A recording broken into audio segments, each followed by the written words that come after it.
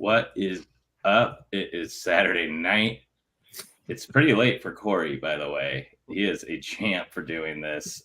We clearly have nothing better to do here at Clean Hits, but this is probably our favorite weekend of the entire year, so why not just dork out about it more? Thank you for tuning in. If you're tuning in, we are going to break down the draft. Earlier today, we talked about the two big trades Utah made.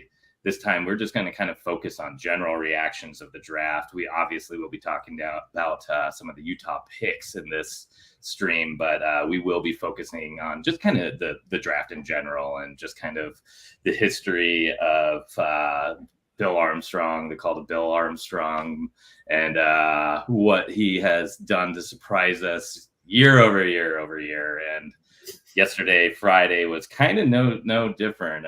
Maybe not as many fireworks as usual, but there were still some curveballs and some excitement for all the Utah Hockey Club fans. So let's get right to it. I'm Betsky, aka Brad from Clean Hits. We got Kenny to my right. How you doing, Kenny? I'm doing well, man. Excited. Round 2 today. Yep. Getting those chops all warmed up already. Next up, we got Corey coming in from Ontario. Corey, it looks like you're chilly over there. Temperature has definitely dropped here in Toronto. It is not the desert weather at all. No. And then finally, welcome back, Trent. I hope you had a great time with the mites earlier this afternoon. How did you guys do? The mites didn't fare so well. Yeah, we had a couple of crucial no-shows, a couple kids out of the lineup, didn't put team first, but you know what? The squirts came through. Second set of games this afternoon, and we had some good times at the rink today. Yeah, my 9-year-old is really getting the hang of competitive contact, much to the chagrin of all the other children in Gilbert who are getting absolutely trucked by this monster every Saturday, trying to keep him in line, but ooh-wee. So that means Bill Armstrong's already got eyes on him. Yeah, exactly. He's an Armstrong pick. He can't skate, though. He's terrible at skating. He's kind of a mess all around, but he's a horse. Yeah. So what draft year would he be? Do you know? Yeah. Oh man, I have not done the math. He, okay. I think, he's headed down the golf path. I think maybe my 6-year-old has more of a future in competitive hockey. I think my 8-year-old just likes to. 9-year-old just truly likes to just crush kids out there on the ice, and is real passionate golf. So yeah, wholesome moment. I love it. But yeah, so we're not here to scout mites and scores. Just a little bit older. We are junior hockey geeks, but I don't know if we go quite all the way down to scores and mites. I think, but we got the inside info if anybody in Gilbert's really standing out. So that's true. That's true. I'll know the next one. The next Jake Livanavage, who didn't go today. I think this is his third time not going. I guess he'll be a good free agent for somebody though. A local Gilbert kid, grew up at these rinks out here. Plays for Nodak now. I thought for sure he was going to get picked in each of the last 2 or 3 drafts, and he didn't. But I think he's going to be a good camp invite for somebody at least. Yeah, very cool. Really quickly, we got a comment already about the trade. We did kind of bring this up on our stream earlier, but yeah, it's kind of tough to see Geeky getting shipped off, especially what that means for the center depth. But we kind of brought it up a little bit before. I mean, seeing some of that, what we're getting from a top 2 defensemen and what that can mean for the long run of the blue line, I think it's going to be tremendous. And oh man, David, this is awesome. That is going to be fun. I don't know if you caught episode 2, but Corey was sporting the Panthers jersey and sweater and a mock cup in the background. So we are obviously big Ice Cats fans as well. So I'm an OEL fan. Yeah. And with that Geeky moving on, it's hard. I watched a lot of him in his draft year and since, keeping up with him and monitoring the progress and watching him closely. And man, he's a fun player. He just is. He's a fun kid. He's really funny, very colorful. I think they're going to love him in Tampa. But I think we got Cole Baudouin for a reason. We paid a heck of a price to move up and get him. This management group obviously thinks the absolute world of the kid.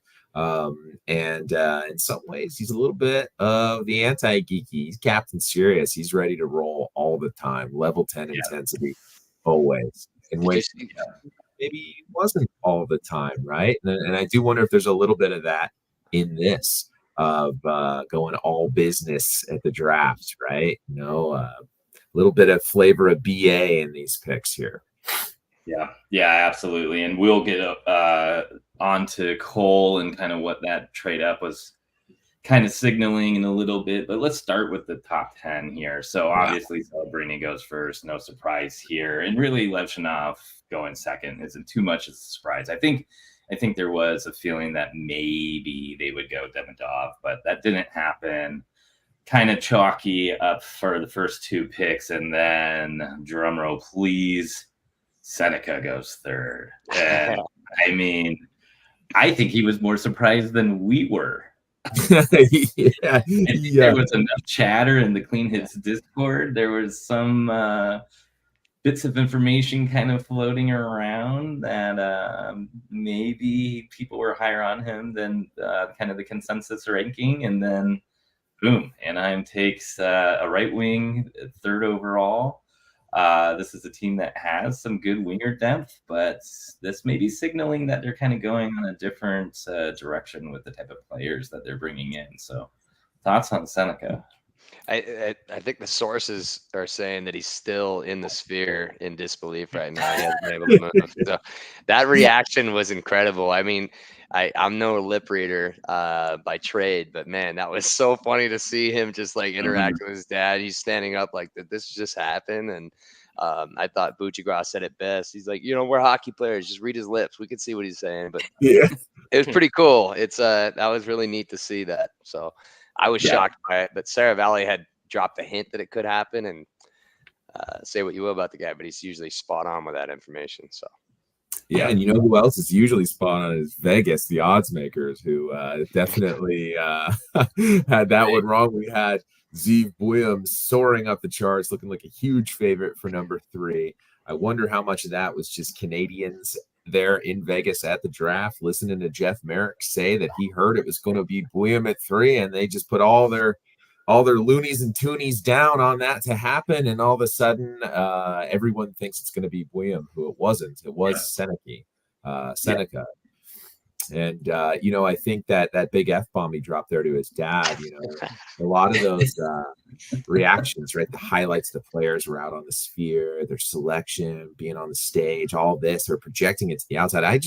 I hope that for one moment his face was 900 feet tall on the sphere, just dropping on that bomb and looking at disbelief on the outside of the thing. I hope there was like planes landing at the airport and they just saw that moment when they looked out their window. That'd be incredible. That'd be incredible. A little side note though, I really Elliot had said it earlier today too, but I was hoping the same. Like I really hope that they, after this experience, they reconsider the decentralized draft. I think it's so cool to see everybody together, and I love watching the draft on TV and watching the general managers interact with each other and seeing who's talking to who, trying to scout out who's going to make the next trade. And man, this was such a cool. I wish I could have been there, man. It looked incredible. So fingers crossed. I'd be okay with having it at the Sphere every year if that's what we have to do. But yeah, just having it in person, right? You saw today the Utah table and the Tampa table right beside each other. I guess yelling back and forth at each other, right? Can't do that next year when it's on Zoom. Mm-hmm. And they complain about the travel and the tight timelines and all of that, but guys, BA picked up an entire first pair in 5 minutes. It works. Yeah. It's okay. He's still prepared for free agency. He's just not going to sleep much for a few days. It's all right. They make the big bucks for a reason. You know what I mean? They can sleep for the rest of the year. I think all of us have a few days a year where we have to grind a little extra. I'm not feeling too bad for those millionaires myself. Call me a class warrior. I don't know, but that sob story about how the schedule's too tight doesn't really resonate with me. I think it's an amazing spectacle. I think it's great for the kids and the families that are there. And that to me is the most important thing. Then I think the fan experience. And then, I can't tell you how far down my list of priorities the sleep schedule of NHL draft for 2 nights a year. I just don't care. I'm insensitive. What can I say? Yeah. I was going to say just the fan experience, except for that Sharks fan at the start of the draft. Yeah, he sucked. He was on the American feed as well. Okay. He was like right there, dude. He was like in there. Yeah. That was so funny. But can you imagine like Anaheim? You're on the clock. Oh, Anaheim, you're muted. You're muted. You got to raise your hand. It's like it's all Zoom, like yeah. just COVID all over again. Let's keep it in person. But yeah, anyway, I didn't mean to go off on a tangent, but I would love to see it in person. Well, speaking of COVID though, Kenny, right? We got a glimpse of the decentralized draft. We did. They did it one year. And it sucked. It was bad. And it took forever. Not good at all. Yeah. And Day 2 was like all day. Yeah. 100%. Why are we gonna do that? It's okay. Just go to Vegas and back. It's fine. You know. I hope it was such a hit that they just start to say, well, okay, let's just do it at Vegas each year. Yep. And the Rangers owner owns the Sphere, so it's not like you can't book a space. Oh. I heard he's quite the character though, and him and Bettman aren't exactly going out to dinner. I could see. Well, we need them to hang out more. Let's take them out for some beers. Yeah, right. Exactly. Gary Bettman's utility has ceased to be all that valuable to us any longer. I think the days of having to just kowtow to Gary as Arizona fans have passed. I don't know what Gary has to offer us any longer. So sorry to be callous, but it's okay if Gary's uncomfortable with me. If we get that thing at the Sphere every year, it was too fun. It was too fun. Yeah, it really was. Well, moving right along, Caden Lindstrom goes to number 4 to Columbus Blue Jackets. Another pick that was pretty chalky. Again, another spot where I think everybody wouldn't have been surprised if Demidov went there, or maybe one of the defensemen, especially Salayev, who they were kind of high on as well as Anaheim were. But the big news here was the rumor that came out that Chicago was willing to move an unprotected 2025 first overall pick for the 4th overall this year, which, holy cow, I feel like that may have been worthwhile for Columbus, to be completely fair, especially if you weren't willing to take Demidov. Now, that's my opinion on this, because I have some concerns about Lindstrom and the complete upside there, along with the health. But I think that would have been something, especially at Vegas, would have been something I've been willing to roll the dice on. Yep. I agree. That would have been hard to turn down, as for the reasons you said. Lindstrom, maybe a center, maybe a winger. Like the fewest primary assists of any top 5 pick in history, I think, other than maybe some defensemen. I don't know. Speaks to maybe not necessarily a center. And then, bad disc, that it seems like around, at least a notable portion of the teams had serious concerns about. Obviously not Columbus and obviously not Chicago, but there were others. And that would give me a little bit of pause too. And I think if you're Columbus, you can probably afford to delay the gratification a minute. They just cleaned house anyway. It's all new management there. Yeah. What are they going to do? Call for your job? You might as well. Cade Lindstrom's not going to play for him next year anyway. I think that would have been a great gamble for the Jackets, but didn't happen. Yeah, I don't know what is the worst move there. Offering the pick, if you're Chicago, offering that unprotected pick, or Columbus turning it down. It makes me think of, do you remember back in the 2012 draft when the Islanders offered every single pick they had to Columbus to try and pick Ryan Murray number 1? Oh, man. And Garth Snow offered that as the Islanders. Columbus still turned it down, whatever it was, 7 or 8 picks for first overall. Makes me think back to that. Time is a flat circle. Ryan Murray, the injury-prone WHLer with some questions about his pure offensive upside, who never really made an impact. I think definitely a better prospect, but holy smokes, this is probably a better offer, honestly. Yeah. I think it would have been a stroke of genius for Waddell's first move. I mean, that would have been. Can you imagine that? Like, I don't know where they would have moved back to. Right, because I would assume it would have been like a pick swap, or would they have just traded out of the first round in general? There was no other details. It may have just been the pick for the pick. So hey, you potentially get the top pick in next year's draft if you're willing to Got it. Okay. Give I up think the 4. rumor was there was a little more involved. There were some additional sweeteners on top of the unprotected first, but it's not clear if that was Chicago's second first rounder. I doubt it. I doubt it was two picks. It could have been. I'm not sure, but there was some additional sweeteners on top of that unprotected first next year. But just the concept of Chicago, of all teams, offering an unprotected first for anything, any return, is crazy. You know what I mean? Like, what a crazy gamble for their anonymous GM who knows just a little bit about hockey or whatever. Right? That man on the street interview. So great. I love that. Maybe they're just betting on Bedard that hard, or it could be a sign of things to come in this offseason. Maybe they're planning on bulking up and building a team around it. Because if they're offering an unprotected first, chances are they're trying to be more competitive next year. So maybe something to keep an eye on what Chicago does over the next coming weeks. There's a And lot. I think it was Elliot Friedman who said that something like 75 or 80% of the UFAs are already spoken for because of the negotiation period. I wonder if maybe the Blackhawks have gone absolutely ham on UFAs and just nobody knows it yet. I Maybe don't know. I mean, I don't even know if. I mean, they need 2 goalies, an entire blue line. Like, it's true. Yeah. They got a lot. They got a lot they need. But if they had Matt Roy, Zadorov, and Gensel or something crazy like that, I mean, they might take them out of the bottom 3 or what have you. Who knows? Yeah. But nope, they went with Caden, and that meant that Celine Dion got her appearance. I couldn't stand it. I couldn't stand how long she took. It was awkward, especially without singing the pick out. Yeah, she didn't hold a candle to Alex Trebek when he made the pick for, I think it was Stutzla.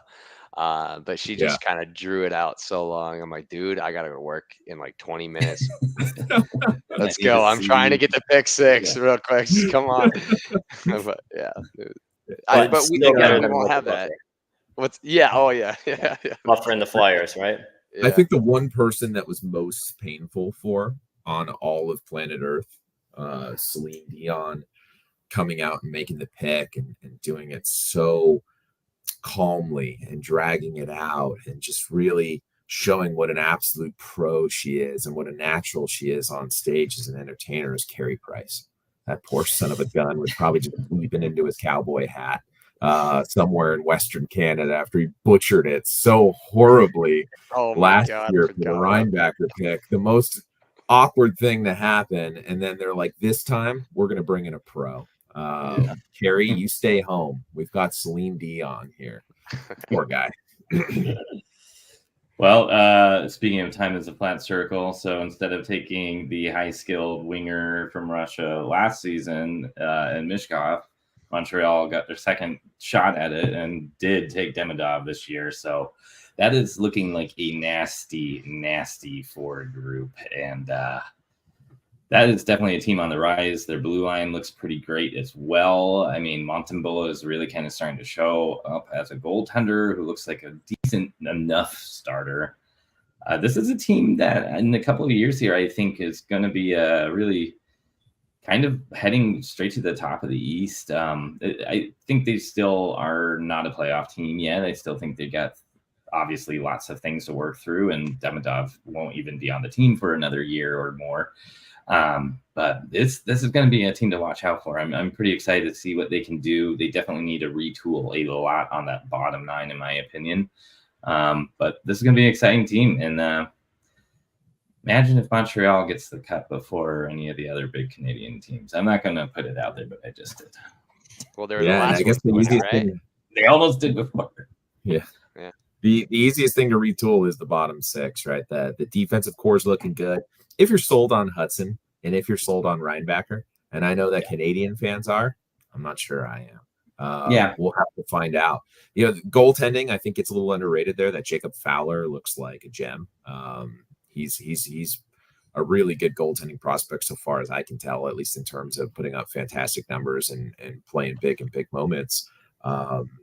We'll see about that blue line. I really like Caden Gooley. He's not a number 1. No, I don't know that Reinbacker's a number one. no, Hudson, but it could. doubts You may on. have you may have three very good number threes, just borderline number twos, though, and we've seen teams be able to take that all the way. Now, question for you that's more prospect draft related: Demidov or Mishkov? Who you got? Mishkov. Mishkov. Yep. I think Michkov is a more skilled player. I think he doesn't have that stout FU pushback that Demidov has. Mm-hmm. I think Demidov is bigger, he's stronger. I like the air about Demidov and the air in which he plays. I think that Michkov is an artist, and I think that Demidov more brings a hammer. And I think that it could be close. It's hard. I only saw both in the MHL. You know what I mean? It's a pretty lower level league, so it's really hard to predict. It's not an easy one for me. I kind of lean Demidov, but I think I may be being swayed by things apart from what's happening on the ice. You know what I mean? Yeah. Yeah, I'd probably lean Mishkov here just because of the pure upside, and that's all we're talking about right now. I think he has the better ability to be a Hall of Famer if everything goes right, if he adapts and all that externality that comes with it all. But I mean, Demidov is going to be a very solid player in this league too. So yeah, you see the incredible work that Demidov had done this year in the MHL, and then you realize that Michkov had done pretty close to that, like at a way younger age. You know what I mean? Yeah. So it's interesting. It'll be a fun thing to watch for a good long time. The nice thing is whether it's Philly fans who are angry and brokenhearted, or it's Montreal fans who are angry and brokenhearted, we can be happy either way. Yeah. Right. Yeah.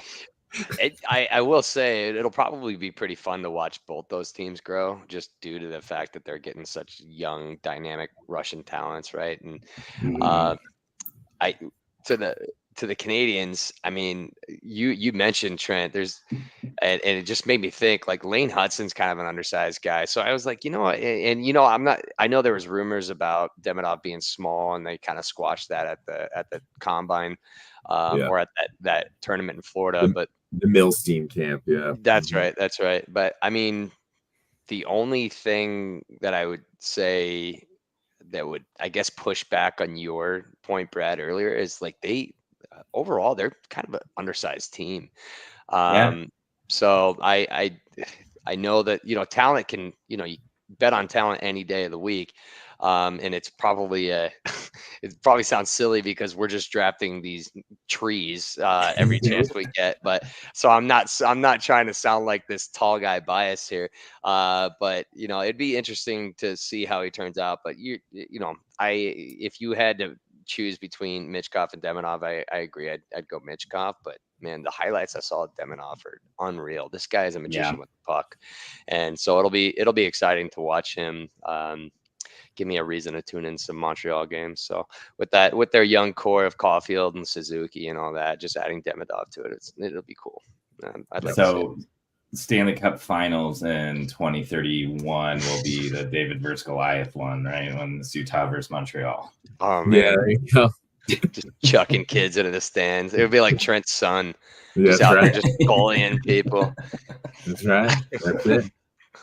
Well, and then moving right along, we get to the Utah Hockey Club's first ever pick, because they are claiming there is no history with the franchise they were before. Made that pretty clear too, over and over again. I'm like, all right, guys, we get it. Yeah. I don't know about that one, and I'm fine with kind of ignoring that type of chatter and still living it the way I want to perceive it. But maybe it'll break the curse.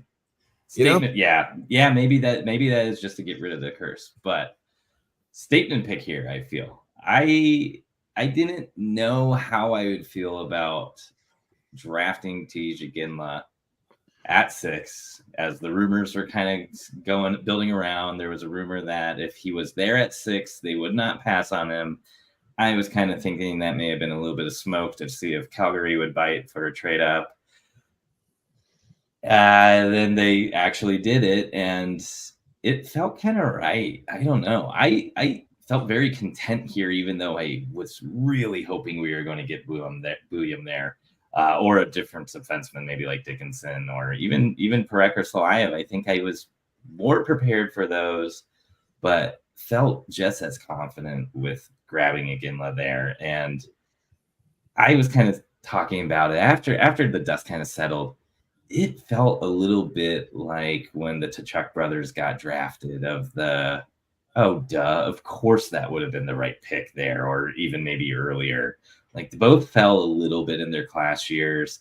Brady especially had some more question marks than Matthew did, but looking back, it's just like, why wouldn't you have taken the pedigree, the drive those type of players are going to have, and the skill set? And you look at Iginla and how young he is, being an August birthday, and I feel right back into that mindset of don't be dumb and just do the thing that probably is most likely going to happen, and that is Iginla being maybe one of the top wingers and forwards out of this draft class.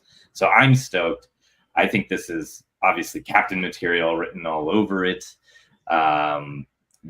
Maybe the face of the franchise, especially since he's the first pick in Utah and he's coming from kind of that lineage. It's exciting. And granted, he's a winger. You can't 30 goal scorers just don't grow on trees. And if he is one of those, then we potentially have 2 to 3 of those on the team. Ain't too bad, huh? Yeah, well, Brad, you shouldn't have been surprised. I'm disappointed that you're surprised because you should have been prepared. And do you know why you should have been prepared? Do you know why? Because I told you it was going to happen on episode 2 of this podcast. Yeah, that's true. That's true. I need to clip that still. All right. Yeah. So I guess I'm the one knucklehead who was calling that one. Broken clock, right? Twice a day, I guess. That was me. But yeah, I agree with so much of what you said about it. Kenny, were you able to see it? Were you able to see the selection before you got to work? What was your reaction? Because you were by your lonely, right? You were at home, or what was the situation for you? I was like I said, I was getting pretty irritated with Celine Dion there. So I was happy that I got to see it, and I honestly, guys, I was shocked, but in a good way, because like he seemed like a great pick, right? I just felt that it wasn't going to happen, and I don't know, and maybe it's just because of Armstrong's draft history. I'm not saying he's not attracted to that type of player. I just, for whatever reason, I thought we were going Solayev.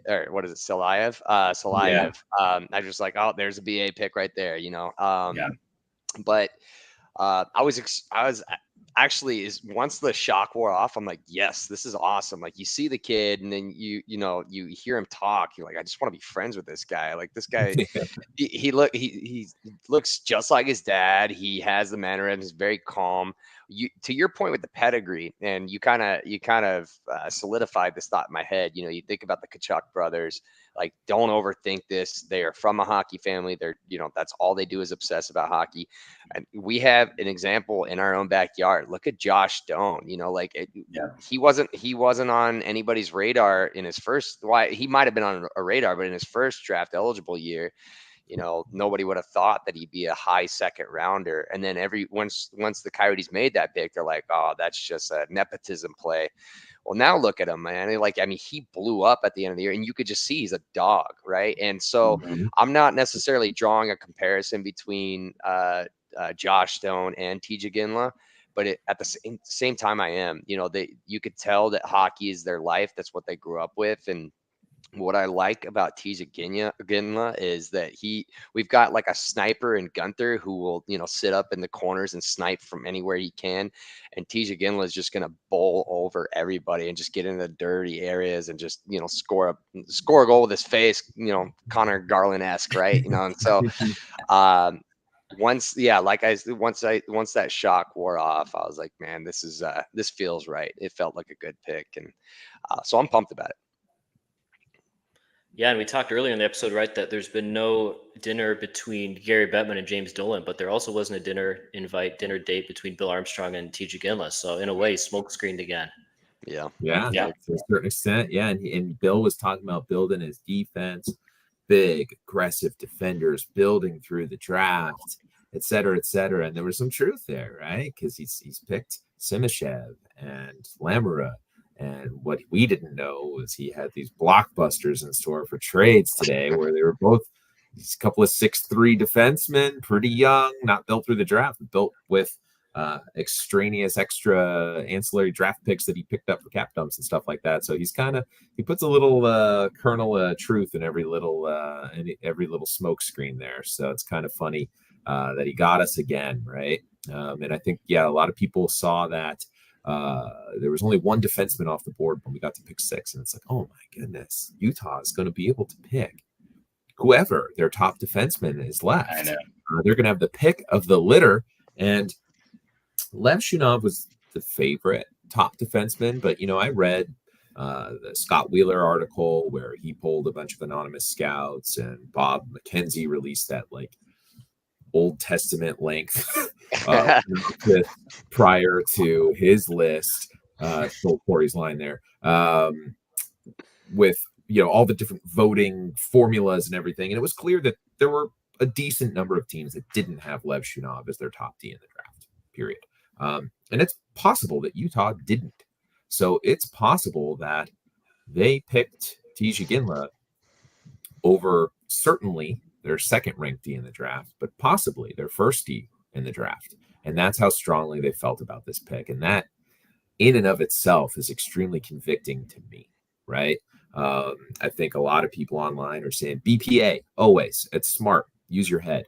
Trust Bill Armstrong, trust in Bill. He knows what he's doing. This is the front office built from scouting, by scouting. It's like the scouting fantasy camp of a front office. And we need to trust these guys. And yet, even with the BPA and the trust Bill and don't draft for need, as soon as he passes on the D and picks a winger, there's a certain subset of people online who lost their freaking mind and couldn't believe it and were very upset and very taken aback. And I think once cooler heads prevail, we'll realize that Bill knows what he's doing.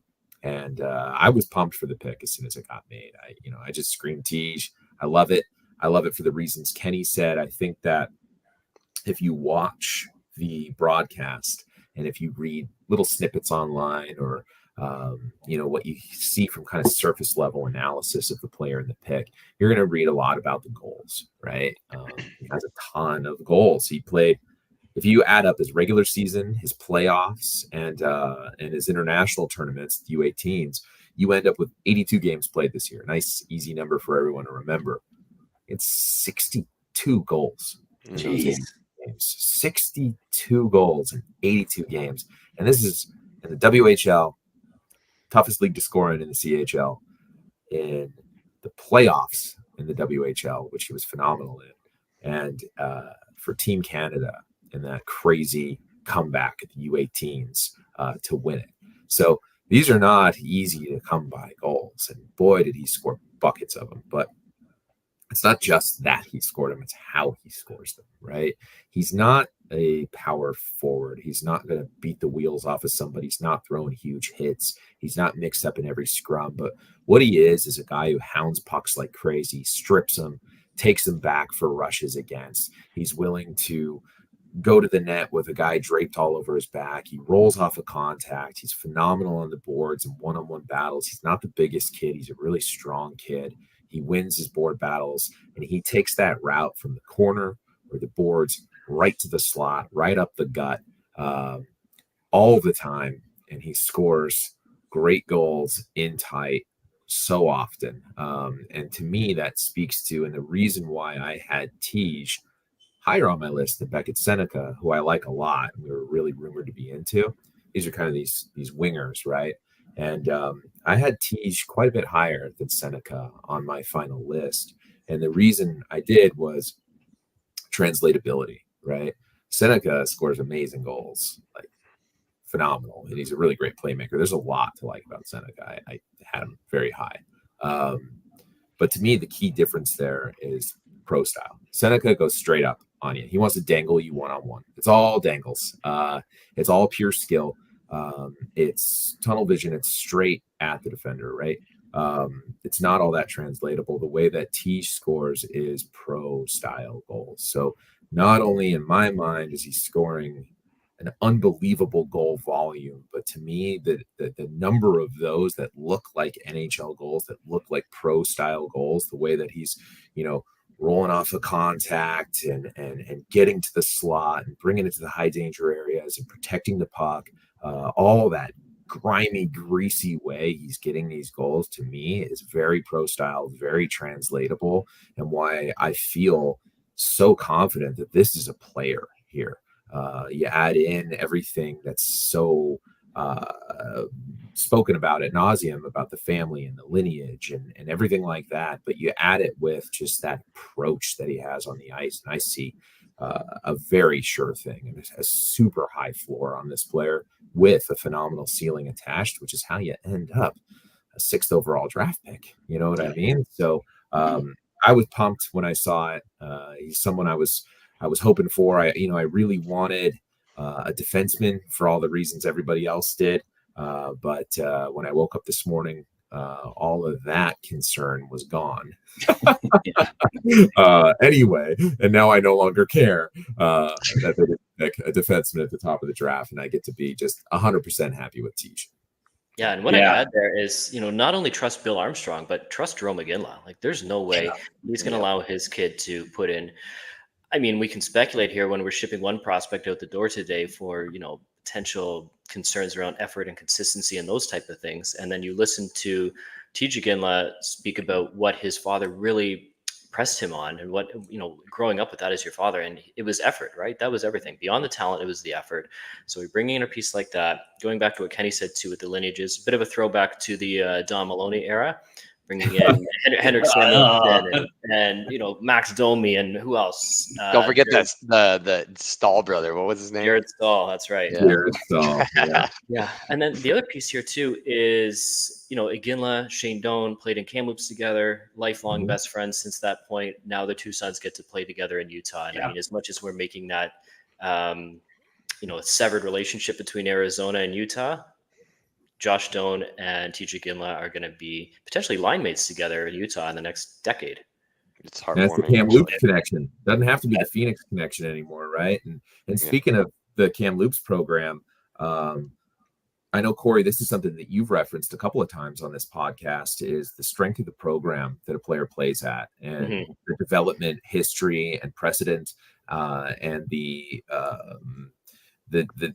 different advantages that a player has at being in a good program. The Kelowna Rockets are a top-notch program, and really that whole Okanagan Valley area where Tej grew up, that's kind of his hometown. He split time 50-50 between Boston and the Okanagan Valley there, where so many amazing players come from in that area. And he's had the best development opportunities imaginable to him. His dad knows what he's doing by bringing him up in hockey in both, the Boston area, some of those elite programs, and then there in southern British Columbia around Lake Okanaga. Tej is in really good hands there. And an interesting thing too is his coach there, when he was acquired from Seattle, a team in which he was buried as a fourth line center, a healthy scratch, a PK weapon, kind of a grinder role as a rookie. He only played 40 something games and didn't get many minutes there. When he got traded finally to Kelowna, Seattle was going for the Mem Cup. They were building a powerhouse team. They were not in development mode. When he got traded to Kelowna, his coach talked to him and said, Tej, I want you to get your game back. I know what kind of a player you are. I don't need you focusing on being a center. I need you to focus on playing winger, up and down the boards, play your game, do what you do best, get yourself on track. It worked extremely well, but they talked about this being a 1-year plan. He's going back to center next year. So that's really exciting too. And that just speaks to the kind of program they're running there. They make good on their promises. They make good developmental decisions. And they're setting him up for a lot of success to round out his game and become an even better prospect there. So he's in great hands. And I know that's important to Corey. I know it's important to Bill and crew. So I'm glad to see Tej in Kelowna. Yeah, 60 teams across the CHL. Kelowna's number 2 in terms of guys who've made the NHL. So that's Wow. Luke Shen, Wow, Tyson holy Berry, cow. and that's London is number one. I think that's the Yeah. obvious. Yeah. The but 33rd NHL team. Yeah. Yeah, Yeah, they've right. also had The London Night a paycheck special. I love it. Yeah. exactly, but they've also had about a 30 years more existence than Kelowna, right? Kelowna comes in the early 90s. They've pumped out Luke Shen, Tyler Myers, Duncan Keith, Shea Draisaitl, Weber. right? Draisaitl was there for a bit. I mean, most of these are defensemen I'm naming off, but still, if you're going to entrust your development of your players into a team, it's hard to go wrong with Kelowna. That whole area there is just like a hotbed of hockey development. It's unbelievable. I was there earlier this summer and saw a Penticton V's playoff game just down the road in Penticton there in that Okanagan Valley, and you just see the jerseys in the rafters, right? Paul Correa, Brett Hull, Andy Moog, on and on. I mean, the so many great names. The great Troy Stetcher was there. Can't forget And him. it's just an incredible place when it comes to hockey. It's like that's the lab that they're growing all these kids in there, and that's where Tej has his roots and where he's going to grow. And you couple that with being the son of Jerome McGinley, and then you're like, yes, that's sign me up. That's a perfect protein shake. One last quick note, is think about what you said, Trent. Thinking about what you said. So this is gonna sound ambitious, and I'm not trying to sound overly ambitious, but when I was watching Tej's highlights, he, like you said, he can skate to the net with guys draped all over him, and I'm like, man, I see a little Nate McKinnon in him. He's just able to like just be a bull out there. And imagine him getting that confidence at the wing and then moving back to center and becoming that same player. I'm not saying that this guy is going to be a Hart Trophy winner in the next 6-7 years, right? But it would be nice to see that player that we see in the highlights at Kelowna at center, and that it gets you really excited to have a dog up the middle like that can score some goals. So former Dylan Gunther teammate, by the way. Yeah. Gunther's one of the reasons Portige couldn't get any ice time. But yeah, exactly. He doesn't seem to hold it against Dylan. I saw their cute little FaceTime on Twitter, welcome to the org, and it was funny. There's a little bit of an inside joke. I think Gunther opened the call with, CTs, you should never doubt me. Did I tell you or did I tell you? So it seems like Gunther had the inside track. Yeah. I think that's a good call, Kenny, on McKinnon. Maybe not in terms of absolute upside. Of course, it's McKinnon, right? But I think in terms of being that pace player who's just always pushing the pace, that pressure player, pushing the pace.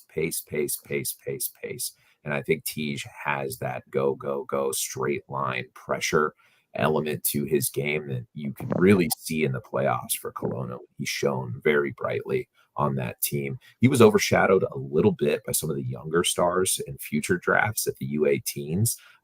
Some of these kids who are going to be just like phenomenal number one overall picks, caliber players. But he did all the dirty work for him. You know what I mean? They weren't going to be able to do what they were going to do without Tej out there doing what he was doing.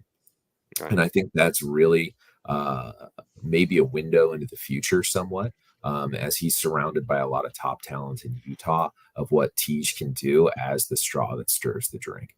Yep. Yeah, and make sure to tune into Clean Hits, both on our Twitter account and our Substack. We are going to be doing a full spotlight on Tej, and then, of course, all the other players that Utah has drafted. Those will be dropping kind of throughout the week on the Substack. And then we are obviously keeping up with a ton of news and notes across the board for the team on our Twitter account, as well as being able to drop our streams like this. And we are also on YouTube and Spotify, so definitely give us a sub, like all of that good engagement stuff that helps us build up this community about this team that we, and a lot of you, are clearly obsessed with. So just to kind of keep this around an appropriate amount of time for Saturday night for everyone, let's keep kind of going through this top 10. I think the Ottawa Senators made a somewhat surprising pick as well at number 7, where they grabbed Yakimchuk. And I think a lot of people at this point were thinking it was going to be Z Buium. A lot of people were kind of mocking him to the Sens at this point, and they kind of zagged here. And I felt like the fit was perfect. I mean, you have Brady there. Yakimchuk's kind of this pest, and he just kind of gets in people's faces and He's the Brady of defense. Exactly. And he's got a big shot, and I think the fit was almost perfect. And of course, Zeev is kind of the supreme skill guy, but he's another left hand. So I don't know. I loved it. I was a little surprised, but I thought this was a fantastic pick by them. How about you guys?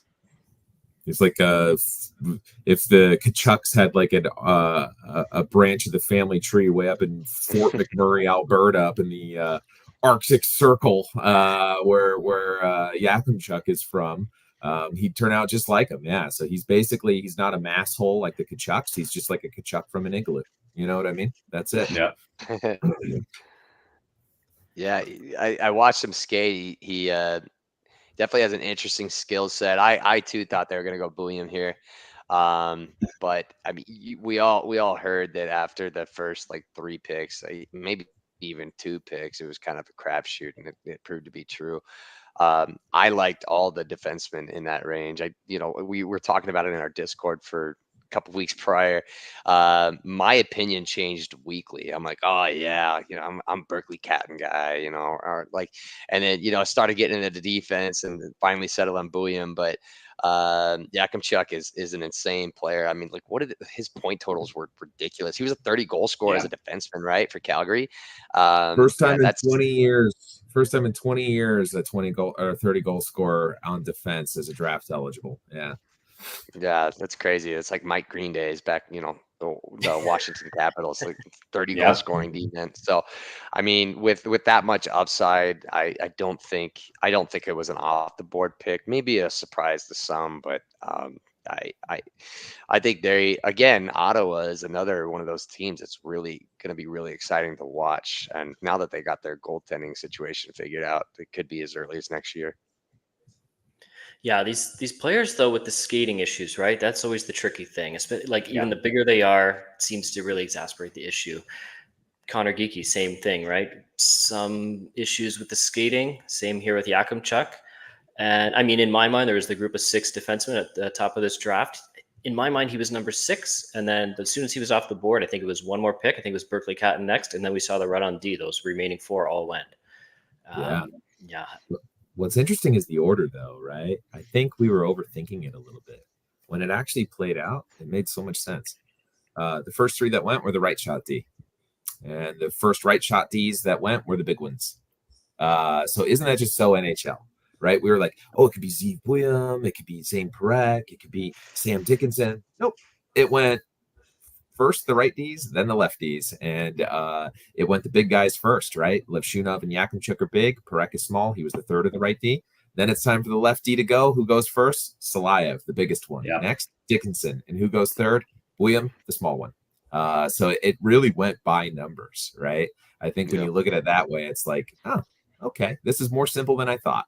I believe I saw an article, and I unfortunately had to kind of skim it, and I don't even remember who it was, but or maybe I was listening to the Athletic podcast this morning, but there was talk about the size of the defenseman, and that's still king when you're talking about building out a blue line and investing that type of draft capital for a defenseman, because Carolina's management has famously said that we aren't going to take one in the first round, and we can find quality defensemen in later rounds. And I think some more and more teams, being a copycat league, are starting to follow suit with that. And those couple inches matter, I guess. Yep. I was waiting for somebody to do. I was told PG. Gosh,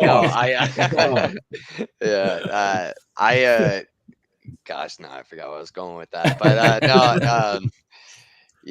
I think everybody's just that Carolina comment still blows my mind. I can't believe. I know, me too. That guy, the owner there is he's something else. But yeah, I think everybody's kind of, and this might be just me being biased, but taking a page out of Bill's book, like, hey, this guy's building like this redwood tree forest down in Arizona, now Utah. It's like, we better like this guy can't have all the big guys, right? So to your point, Trent, like it's kind of funny how they just kind of goes down like the cell phone bars. It's like we start big and then take the next biggest guy. So yeah, it'll be interesting to see. But yeah, I think it's a great pick for Ottawa.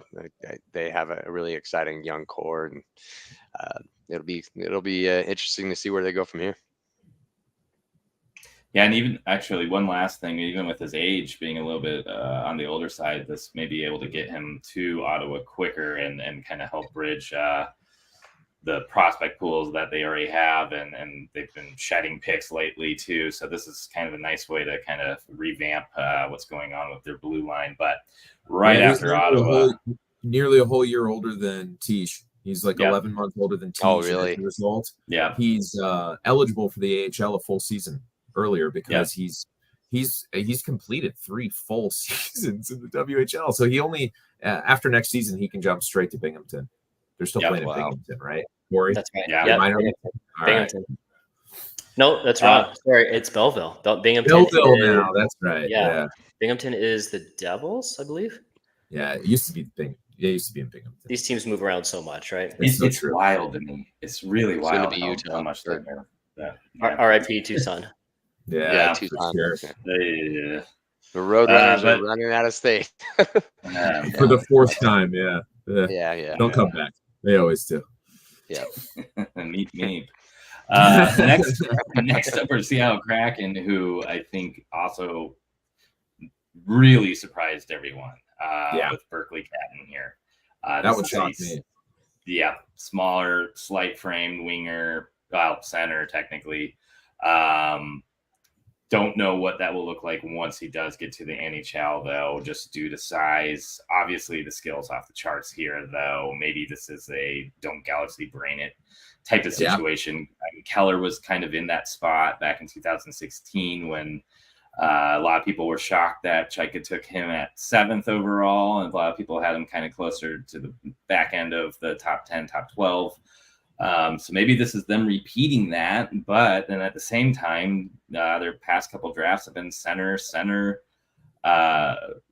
We just looked this up last night, and Chalet is a winger, but that was Chalet is a winger. That was a later pick, but I think you're right. Don't overthink it. Sometimes when a 50-goal, 115-point WHLer falls into your lap at 8, you just go up and you pick him. Yeah, but any other general reactions here? I think a lot of people figured, they're for sure going to be running up and grabbing Salayev or Buyam or some defenseman, because that is one of the more scarce areas of their prospect pool. And later on in this year's draft, they doubled down on centers. I mean, I love their pickups, but that's a lot of quality centers in that pipeline now. It's always risky, though, right? When you have those smaller centers up the middle of the ice. And even more surprising that Bill Armstrong took him to dinner. This might have been back in the Morello era. We probably made Spokane pick up the bill. But Corey, I've got a little conspiracy theory occurred to me. You want to know why we might have taken Berkeley Catton to dinner? Guess who his best friend in the whole world is? Tisha Gimla? Tisha Gimla. That's right. Yeah. I saw a really cool interview. Tish was getting interviewed by all the press, all the cameras around him, and he took a pause because he heard his friend's name. And he was, mid-sentence, he stopped speaking, he listened up, he heard, sorry guys, my best friend just got drafted. Oh, that's cool. So happy for him. And then he went back. 4D test by Armstrong, right? Yeah. So maybe he's getting a little bit of the scoop on Tish from Berkeley. Who knows? Why did nobody show up for Bo Callahan's birthday party? Kind of. That's it. That's it, man. Yeah. He was Kevin Costner in it. Apparently, taking a girl out to dinner and just asking her about her friend. Wow. Yeah. It worked out for Berkeley. He went 2 picks later. He's gonna live. He's happy. Yeah. He gets to now set his sights squarely on overshadowing Shane Wright. See if he can do it. Oh my gosh, I completely forgot about Shane Wright. What a trip! Yeah, apparently he's pretty boring guy. Someone, I think it was Mega Chaika that said it. Like, this guy's all business, and like maybe Bill was just trying to take him out to learn some psychopathic tendencies, because Bill is just trying to sharpen his tools at all times. So he's like, how can I be even more cold? Let me take this Berkeley kid out to dinner. I might take Megan Shaika's assessment on statistical analysis. I would not take her assessment on personality types. She's not my go-to for that. He did have a funny, colorful story about how he had the big goal jump. He went to 50 goals and no one saw it. He was supposed to be this little playmaker guy. Oh, yes. They were asking him, how is it that you suddenly potted 50 goals? What did you do? Were you working with a skills coach? Were you doing whatever? No, listen to this. He says, no, see, this summer I said, I got to get better at goal scoring, right? So in my backyard, I built a goalie out of wood and I fired like 500 shots on him a day. And then, when I came back into training camp, I was ready and my shot was way better and I scored 50 goals because he had fashioned a backyard goaltender out of wood. Does that not give you on the planet? I love the sport. These are the best kids. Kind of gives you it puts the lotion on its skin kind of vibe. Though. That's what I'm talking about. Like, he built a human in his backyard to sharpen his skills. So I don't. Let's not forget that. No, but that is an awesome story. I loved hearing that. That was really cool. Yeah, we'll see that. We'll see that goal in the NHL next year, right? He'll probably come away with a 2-1 win over the Leafs. For Toronto, I was just gonna say the Leafs. I want to call that scarecrow. Right. Now coming out of the pony driver. Yeah, now coming out of the stands to be the E-bug is Berkeley Cat and Shooter Tutor. It's Wilson, yeah. That's amazing. Then right after Seattle came Calgary, who I feel, they probably were pretty excited about the player they were picking, but they probably felt a little beat up at this point after no Calgary hit Ben Yakimchuk. They didn't get either of their guys. But Utah's got its first rival in Calgary, and maybe its second in Boston with its second pick, but definitely a one in Calgary. But Calgary was able to get Zane Parekh, ultra skilled defenseman. This is really making a statement of going offense first here. And if you're starting a rebuild, this is kind of a prize selection here. I mean, this could be somebody you could build the whole team around as long as he pans out. I mean, this could be one of those talents that is up in Norse voting year after year, because we all know what actually wins that award. But that means a lot of things do need to go right. Any reactions here, or do you guys want to move on to what Jersey did next? Just a huge piece for Calgary, right? As much as Utah is moving out of having all these picks, Calgary's got a ton now, and he's just another pick in their prospect pool. Dustin Wolf and net. Connor Zary up front, Peltier. There's a lot of pieces there. They're not going to be very good next year. They're probably going to be bottom 5, I would think. They're going to be in the running for first overall in next year's draft, but 2-3 years down the line, Calgary's going to have a pretty good group there. Next year's draft is heavy on big centers and wingers. So where they're going to be picking is a good spot for them. They have that volume. They can afford to take a risk on Zane, who's got an unbelievable ceiling, but a little bit of a lower floor, I think, in some ways, or some risk associated with that kind of play style. So they can afford to gamble on it. I think, one thing that was kind of cool about the Parekh pick is I saw Jerome McGinley go up and welcome him to the franchise, and Zane was on the phone with somebody, and he dropped the phone, and Jerome McGinley's talking to him, and he's just shocked, and he shakes his hand. And the funny thing for Utah fans is, as this wonderful moment's going on, of course, my eye drifts, and I see, who's this massive weirdo looming over them in all black? Dmitry Sinishev, for some reason, is just howling around with Zane Parekh. I don't know why, but he's there in Vegas, not in Yaroslavl. But hey, I think that's a good sign that Sinishev is over here in Vegas and making friends with Zane Parekh, of all people. Why not? Yeah, and Parekh, for this comment really quick, because as Coyotes fans, I think we've always felt it was Coyotes versus the world, and I hope we keep this mentality and not make any friends in the league. So let's go. I don't think, eat your heart out. Right. I don't think Ryan Smith can claim he hasn't done anything now. Like, oh, why are you booing me? We haven't done anything. It's like, dude, you just acquired like, you know, you're funding bills, you know, so it's pretty cool. On Prek, I do think, you know, if you look at the trend around the league, just dynamic offensive defensemen are kind of running the show right now. You got Cale Makar, you got Quinn Hughes.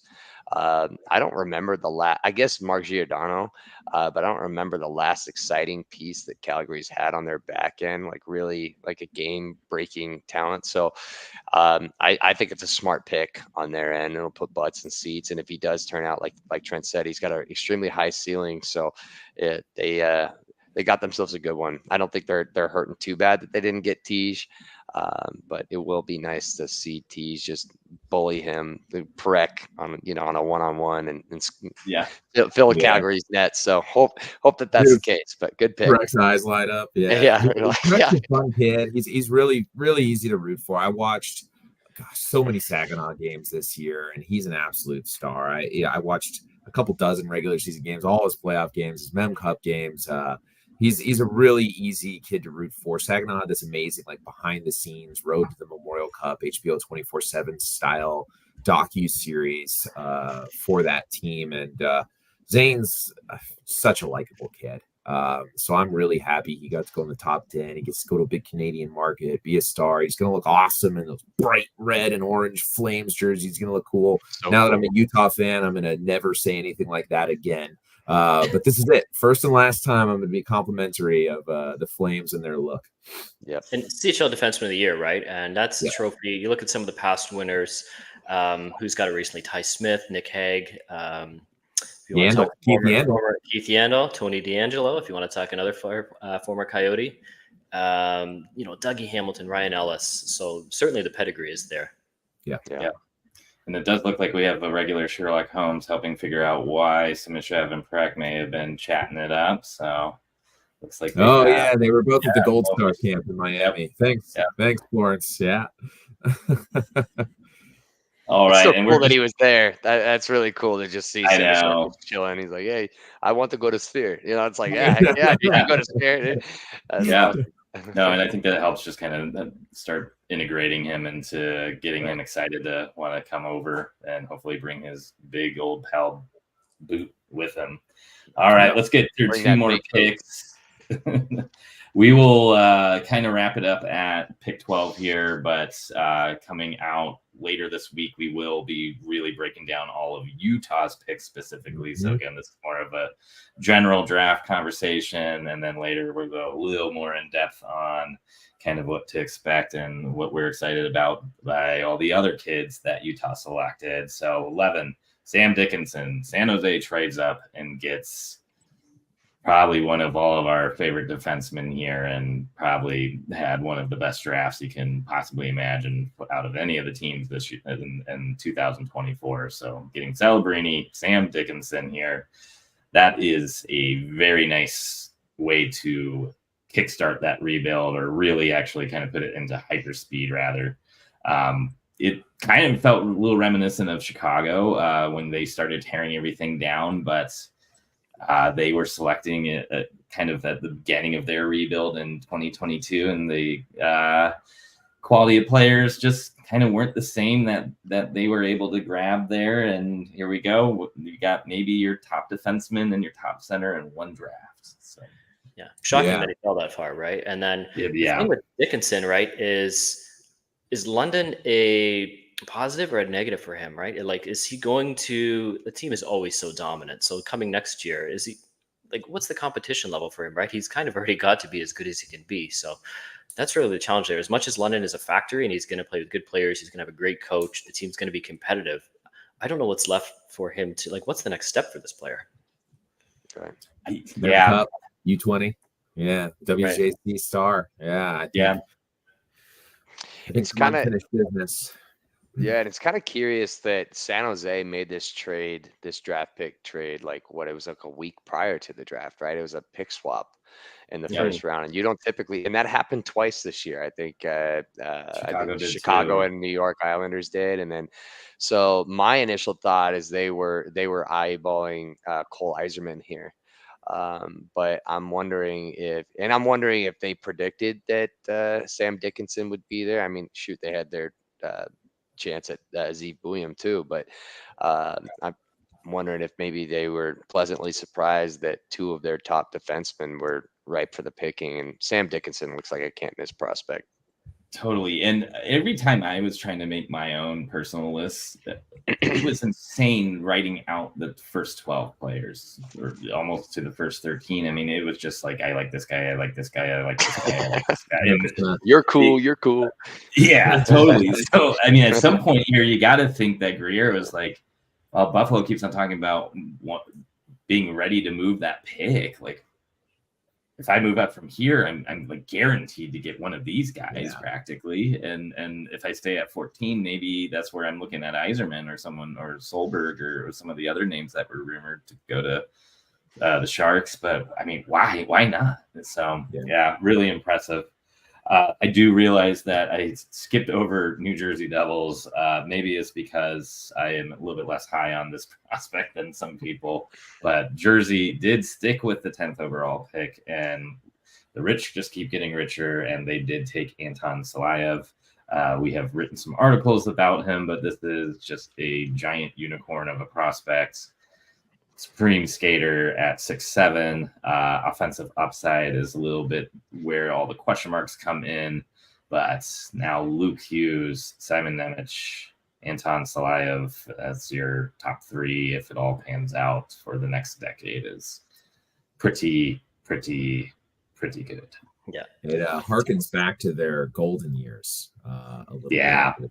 The very vicious and violent and brutal Scott Stevens and Ken Danico, along with Scott Niedermayer, right? That skill. So maybe that blend that they're putting together there, that diversity of approaches, all in some really, really high-end blue chip defensive prospects, is going to serve them well into the future. And I think, I wasn't very low on Salayev. I do like him a lot as a prospect, a lot as a prospect. I didn't like him for Utah because of, that same reason, the lack of diversity in the pool. He's too much like Lamoureux. He's too much like Simashev, but that's not a problem Jersey is facing. They've kind of got an opposite problem. And I think that he rounds that prospect pool on the blue line out very, very well, and leaves them with some really interesting possibilities, especially when you add in Seamus Casey and some of the others. They're looking really, really sharp now on that back end moving forward. And it's a few years off, and I know they've been in a hell of a hurry, and they're a little impatient, and they brought in Olmark. So it'll be interesting to see, what condition that team is in by the time Salayev arrives. And if they've managed to figure out some things for the present, how big and how long that window of competition could be for them. They might be looking at a really bright future there with those amazing centers that they have, Hughes and Escher and Mercer, and then you add in these bright defensive core. They've never really been able to figure out the goalie. They got Olmark. He's a little older. They're going to have to keep working. They got Markstrom, by the way. Markstrom, yeah. Oh, Markstrom, even worse. Yeah, he's even older. Yeah. Yeah. That's right. Mark Ottawa. Sorry about that. Yeah. No, I'd have to agree. Any other thoughts on Salayev before we talk about the final prospect, and probably the one that I know I was drooling over, hoping that we were going to select, but no, great. Well, then in a move that seemed to stun Barry as much as anybody else, Philadelphia trades back to pick 13. With Zeke Williams sitting on the board. Danny Briere looked just absolutely confused. I don't know what he did Thursday night in Vegas or maybe Friday morning. Too much. But he took too much, man. We were still celebrating Mitchkov coming over. He's got a long maybe. We were all kind of joking at the Clean Hits draft party that Bettman was like, no, we need to use this awesome trade goal visual that we created for the beer. And I'm starting to get a little worried we're not going to get it. So you are moving back. You're moving back. And plus, I know we're not going to talk about pick 13, but I think, what I said when Michael Buffer came up is I said, God, I hope they pick Jet Luchenko here. And everyone's like, why? And I'm like, I want to hear Michael Buffer say Jet Luchenko. And I got my wish. Yeah. It was incredible. But Minnesota, another team that just drafts so well over and over and over again. It's Zeev Buium, Brock Faber, Zeev Buium as your top 2 defensive players for a long time. No, it's going to be one hell of a pairing for a long time. So I think Minnesota fans have a lot to cheer about. The one thing that comes into mind with that selection, and it starts like when the player starts to fall and starts to fall that much, that you second guessing, right? Like, what am I missing? Yeah. It's shades of, I think it was the 2010 draft, right? With both Coyote fans would know Brandon Gormley and Cam Fowler both falling to, I think it was 12 and 13. It's supposed to go a lot higher. And you're thinking like, why do we want this guy and nobody else does? So what are we missing? I don't know if that's the case with this player, but it's always interesting when this happens. Yeah. No, totally. And there's a little bit of a rhyme with Buium and Fowler, I think, American kids, amazing footwork. I think Fowler's bigger and more straight ahead speed and maybe didn't have that offensive creativity, but there's a little something there, right? I can see that. Yeah. I think they got a great one. I every highlight reel I watch of him, I'm envious. He's the one guy that I'm like, man, I don't get me wrong, I love Tej, but man, I was really hoping to hear his name called, and I'm happy with. I would have been happy or ecstatic with either player, and of course I am with Tej, but Minnesota with Brock Faber and Zeev Buium in the future. If Zeev reaches his ceiling, man, like that's gonna be so fun to watch. And Minnesota's been known for boring hockey in the past, so now maybe they're gonna be exciting. Especially when they get Ryan Suter and Zach Parise off the books. Because imagine just having that much cap locked up for. Right. I mean, it's been like, did that go down in 2011? That was 2013. I think it was the same day the Coyotes signed Mike Ribeiro. So was that 2013? Jeez, flush that whole day down the toilet. Yeah. Flush it.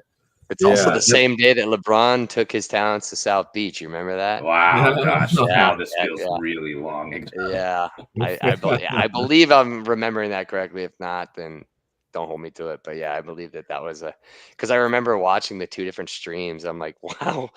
Like the biggest fish in this one is Zach Parise and Ryan Suter, and then we got LeBron James over there. But yeah, no, that's somehow those buyouts will end, and Rick DiPietro will still be getting paid by the from the estate of Charles Wong. Yeah, exactly.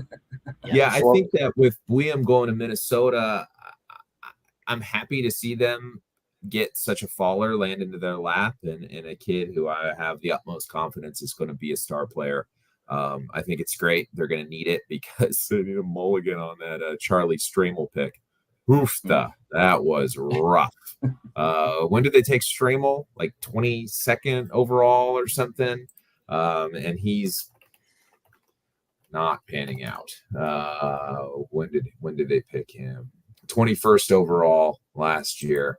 And he's he scored 3 goals for Wisco this year, and he's a center. So not great. So not even on my radar. So.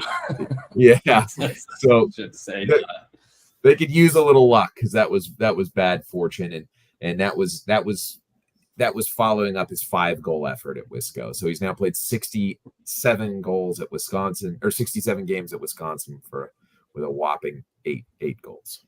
Yeah. So, yikes. Well, that concludes the top 12. I do want to pop this other comment up by Spaceman that Jerome won the gold medal in the 2002 Olympics in SLC. So that is a legacy pick. Wow, did not realize that, or didn't at least put it all together. So that's amazing. Pretty cool there too. But yeah, thank you everybody for tuning in. Don't forget, we will be posting everything on our YouTube account, on our Twitter account, on our Spotify, and in the Clean Hit Substack. Make sure you're Subscribe, liking, commenting, however you want to engage with it. It goes a long way for getting this kind of out there to get to more Utah and Arizona fans alike. Let's just build a great community around this team because we got a lot of great years coming up.